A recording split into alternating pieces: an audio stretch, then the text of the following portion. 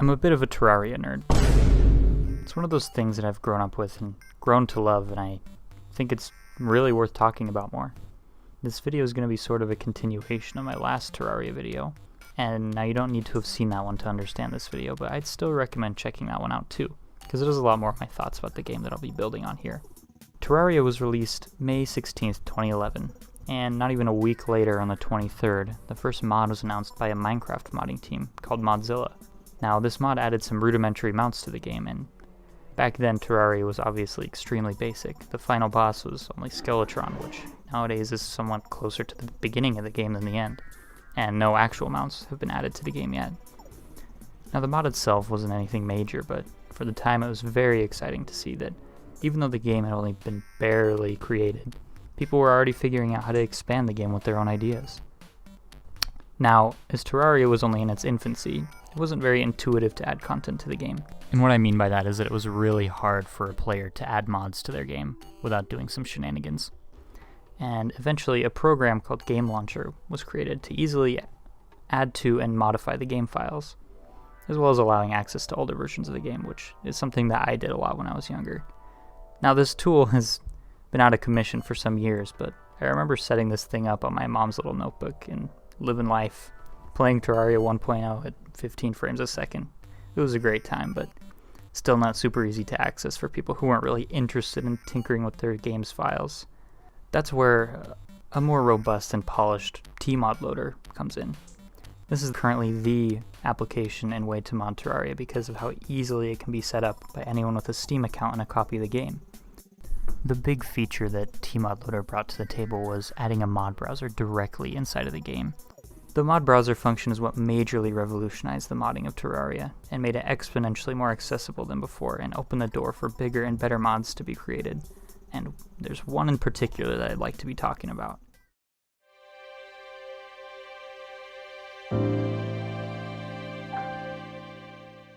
That, of course, is Terraria's Calamity Mod, created by Fabsol and is currently being worked on by a team of developers to keep it alive and prospering, continuously adding new items and bosses, pets, blocks, and even more with every update. The scope and scale of this mod is unlike any other for the game. Hours upon hours of gameplay both inside the vanilla Terraria gameplay loop, and even more after the vanilla game would have concluded. Calamity adding over 20 new bosses, hundreds of items, and several new biomes is a masterpiece, and is considered by many, myself included, to be one of the best ways to expand the Terraria experience while still retaining the original magic of the base game. Now, Calamity's had its fair share of growth over the years, just like the base game. It was originally released in 2016, and the original version of the mod only added 3 bosses and a couple dozen items and enemies. Now, don't get me wrong, it's still super impressive for what they did at the time, but it's nowhere even close to the scale and scope that the mod has reached nowadays. It was extremely unpolished in comparison. In my opinion, Terraria thrives because of an immaculate item progression system and the incredible and unique boss fights, each going hand in hand to craft an incredible gameplay experience. Terraria's final boss, the Moonlord, usually marks the ends of someone's progression and playthrough of the game. Sure, you can keep building up your base and farm for Zenith, which is a sword that takes almost 20 others to be collected from various points of progression in the game, but what are you going to use it for? To get Zenith, you have to have already beaten most of the other bosses in the game, including the Moonlord. And at that point, what are you really going to need it for? The Calamity mod perfectly expands upon the content of Terraria, and while it does add some incredible items during the normal gameplay loop for Terraria, and change up some crafting recipes, the real magic comes later, adding 12 bosses to face after defeating Moonlord, and so many more amazing items and weapons, like the scissors, the hammer, the bigger hammer, the sword, and the bigger sword, and many more. Now, these weapons are super creative and fun to use, and my favorite being the scissors, because I'm a grade A melee enthusiast, as it's objectively the best and most fun class. This brings up another great thing about Calamity, and I guess Terraria itself, because it has these different ways to play and experience the game. This has sparked years of debates as to which class is best and most fun to play. But the real magic comes from getting your own choice and how you can progress through the game. Likewise, this is why Calamity is so incredible, because it also achieves to a similar standard of quality that Terraria does.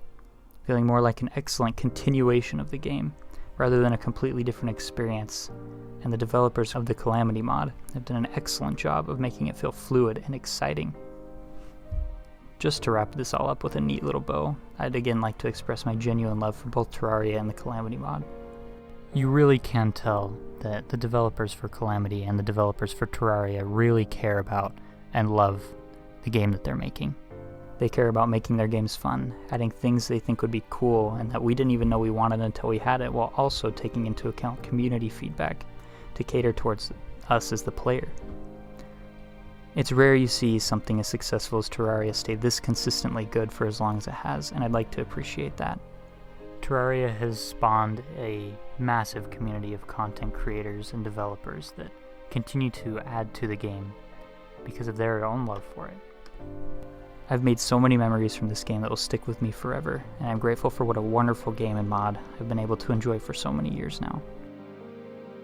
I've never been one to effectively articulate my thoughts very well, but making these types of videos I realized that it was an amazing outlet for me to delve into these things in a way that enabled me to better express my thoughts and feelings on such topics.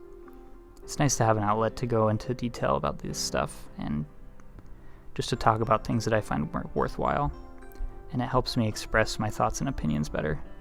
It's been a while since I made this style of video, over a year at this point, but it's the kind that I enjoyed making the most, and I want to keep making these types of videos. And just to finish, I'd just like to say, game good. Go play game. Bye bye.